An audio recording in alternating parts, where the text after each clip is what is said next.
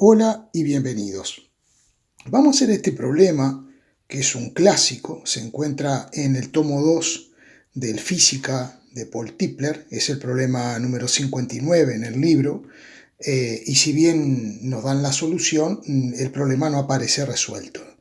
Es un problema muy interesante, porque se trata, esta es la vista de perfil, de frente, digamos. Es un conductor, es un corte de un conductor cilíndrico por el que circula una corriente entrante, por eso dice in, pero encontramos un hueco por donde no hay corriente. Entonces, cuando intentamos aplicar la ley de Ampère,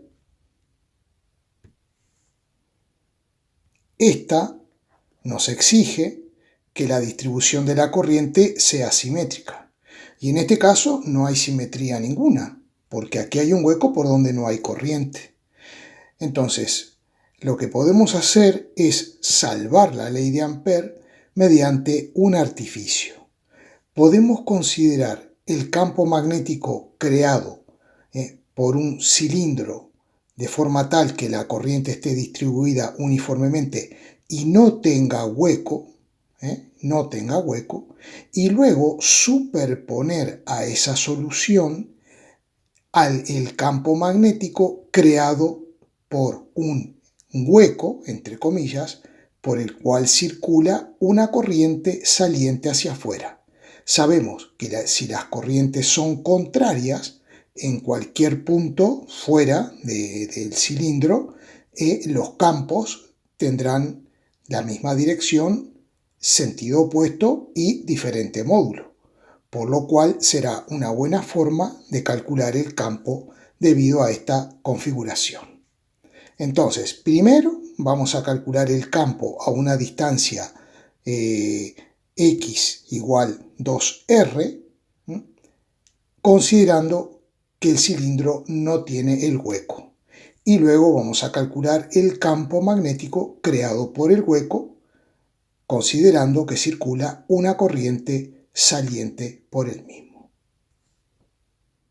Recuerda que en el canal encontrarás decenas y decenas y decenas de problemas de examen resueltos. Entra en listas y ahí tendrás los vídeos presentados por tema y también por carrera. Elige tu carrera y aprueba física. Aquí tenemos el cilindro original con su hueco y aquí tenemos el cilindro sin el hueco. Hemos elegido una curva exterior para evaluar la integral de Ampère. Y utilizando la regla de la mano derecha, como la corriente es entrante, el campo magnético en cualquier punto de esta trayectoria será tangente a la misma, perpendicular al radio y apuntará según como indica la regla de la mano derecha.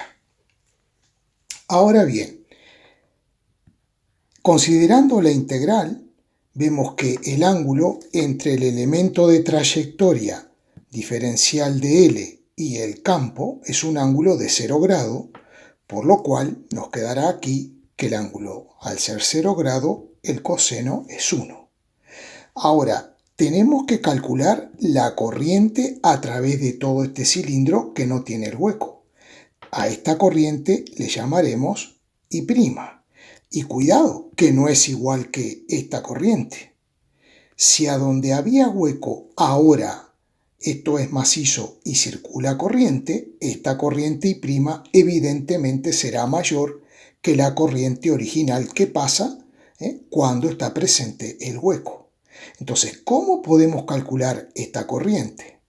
Nosotros vamos a partir del hecho de que la densidad de corriente es constante. La densidad de corriente, J, se define su módulo como la intensidad sobre el área y estamos postulando que es constante porque la distribución de corriente es uniforme. Por tanto, lo que podemos hacer es una proporción, es decir, igualar dos razones. Yo puedo decir, la intensidad I es a la superficie a través de la cual pasa, que es la del círculo menos el hueco, como la intensidad I' es a la superficie a través de la cual pasa, que es todo el cilindro de radio R.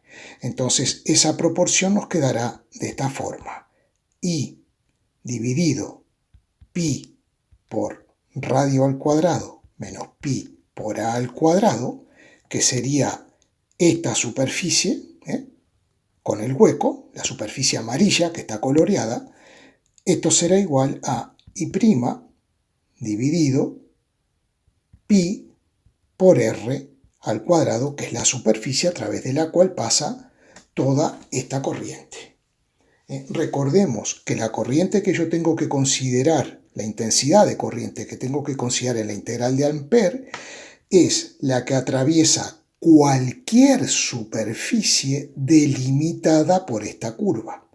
Normalmente la superficie que elegimos es el círculo delimitado por la circunferencia, y vemos que la corriente que pasa es la que está en el cilindro amarillo. De aquí podemos despejar I' y por lo tanto, simplificando pi de un lado y del otro, nos quedará I por r cuadrado dividido r cuadrado menos al cuadrado será I'. Y por lo tanto, teniendo en cuenta que como el módulo del campo magnético es constante en toda la curva que hemos elegido, lo podemos sacar fuera de la integral. Y luego lo que nos queda es la integral de diferencial de L para una curva cerrada, que en definitiva, al sumar todos los elementos de trayectoria de L, me va a dar el perímetro de esta circunferencia, cuyo radio será este radio X. Entonces me va a quedar de esta forma. El campo por 2pi por X será igual a mu sub 0 por I', que es I por r cuadrado dividido r cuadrado menos a al cuadrado. Y vamos a despejar por aquí el campo para cualquier valor de radio de esa circunferencia que le voy a llamar X, y me va a quedar, me quedará esta expresión. Evidentemente que si queremos calcular el módulo de este campo magnético, simplemente tendremos que sustituir X por 2R. Pero eso lo haremos después. Ahora vamos a calcular el campo magnético creado por el hueco a una distancia X. Ahora vamos a hallar el campo magnético creado a una distancia X por este hueco por el que circula una corriente saliente que le he llamado I segunda.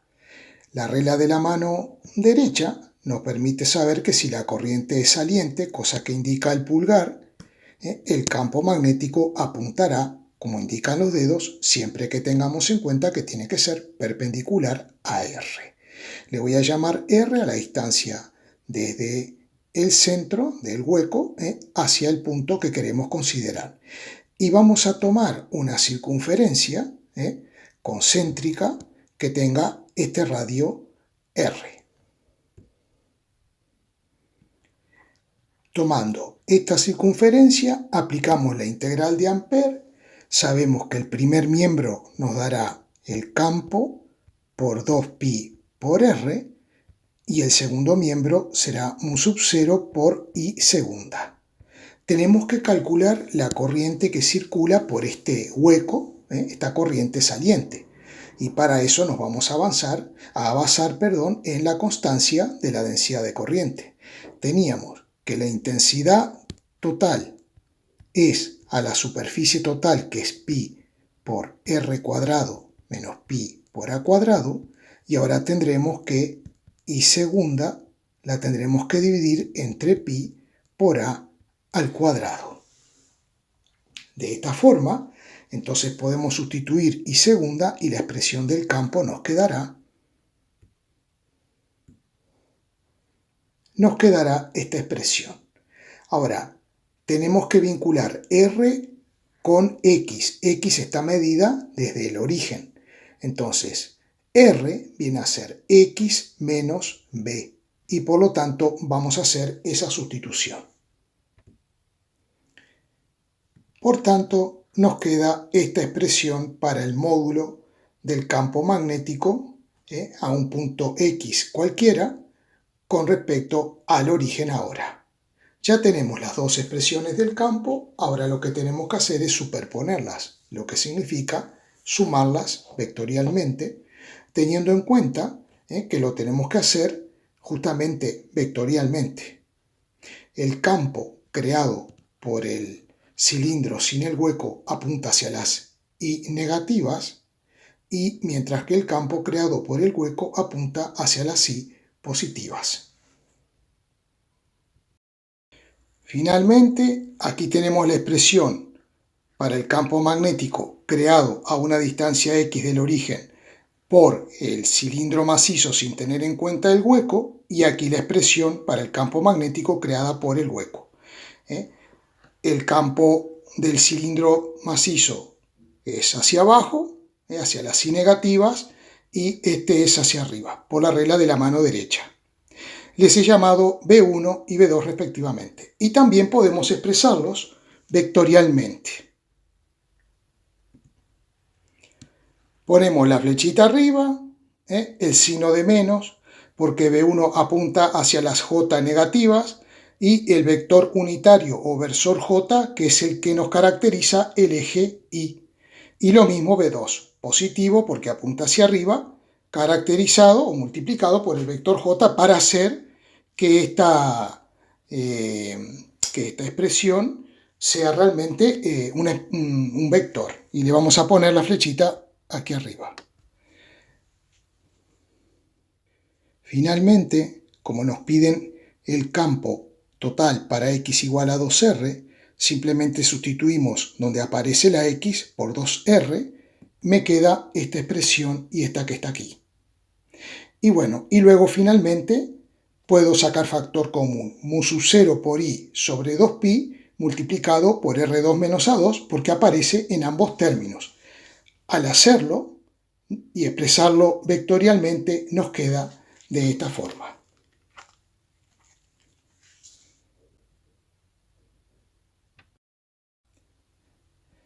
Por último, podemos simplificar aquí el cuadrado con el R que está debajo. Ahora se nos pide calcular el campo sobre el eje Y a una distancia Y igual 2R desde el origen. La expresión del campo 1 no va a cambiar, salvo que tenemos que sustituir lo que llamamos antes X por Y, simplemente. Y la dirección y sentido del campo en ese punto, como tiene que ser perpendicular al radio, es la que se ha dibujado utilizando la regla de la mano derecha. Mientras que B2 mantiene esta expresión, siendo R la distancia entre el centro del hueco y el punto, y usando la regla de la mano derecha, como es una corriente saliente, nos queda de esta forma, perpendicular siempre al radio. Entonces vamos a sustituir la X por la Y, vamos a dibujar las componentes de este campo en la dirección del eje X y en la dirección del eje Y, y luego vamos a ver cómo podemos calcular R.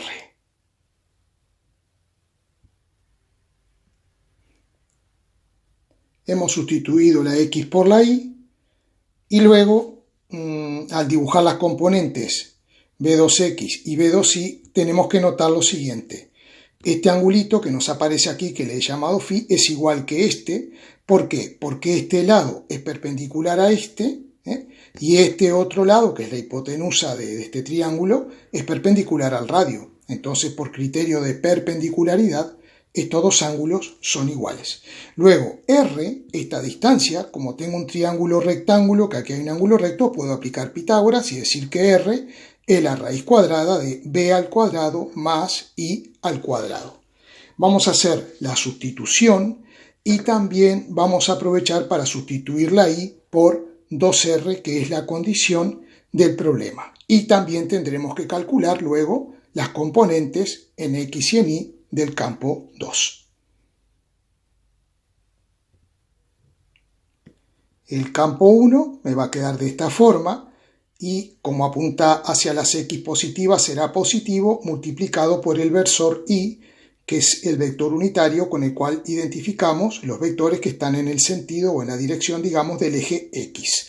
Podemos simplificar este cuadrado con el R y luego el campo 2, el módulo, todavía no lo he expresado vectorialmente, sino que su módulo nos queda de esta forma al sustituir aquí la R por la expresión que habíamos encontrado aquí arriba.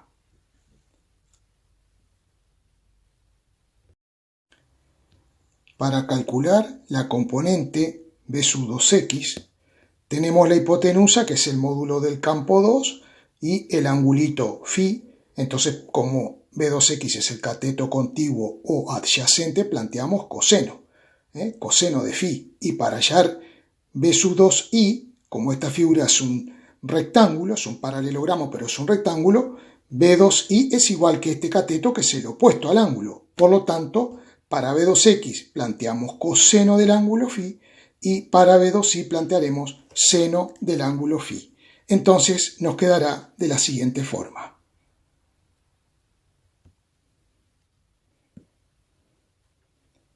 Aquí tenemos despejado B sub 2x y aquí B sub 2i. Y ahora vemos cómo podemos plantear o calcular el coseno de φ en función de parámetros que nosotros tengamos.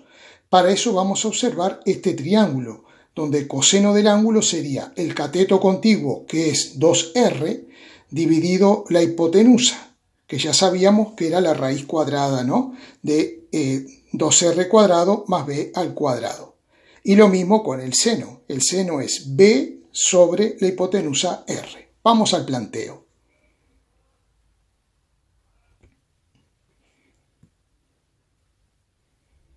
Ahí tenemos los resultados. Lo que vamos a hacer ahora es, para calcular B2x, sustituimos B2 por esta expresión y el coseno por este resultado. Y lo mismo para calcular B sub 2i.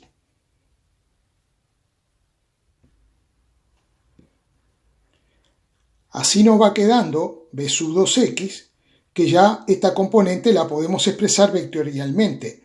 Apunta hacia las x negativas. Entonces le vamos a agregar un signo de menos, aquí un signo de menos, y todo esto lo ponemos entre paréntesis y lo vamos a multiplicar por el vector unitario y, que es el vector unitario del eje X. Y luego haremos las simplificaciones del caso, porque raíz por raíz, como tiene lo mismo dentro, se me va la raíz. ¿Vale? Y vamos a ver. Podemos simplificar a lo mejor este 2 con este 2. Vamos a ver cómo nos va quedando.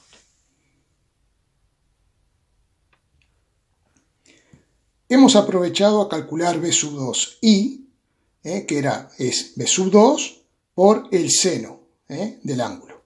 Ahora bien, este signo de menos es porque la componente B sub 2i apunta hacia las i negativas. Entonces lo que nos falta es poner un paréntesis y acompañar todo esto del vector unitario j. Y ahora, para finalizar, para obtener el campo total en este punto, tendremos que sumar B1 más B sub 2x más B sub 2i. Finalmente, haciendo todas las operaciones, llegamos al resultado indicado. Espero que se haya entendido y si no, cualquier duda, ya saben, pueden dejarla en los comentarios. Muchas gracias.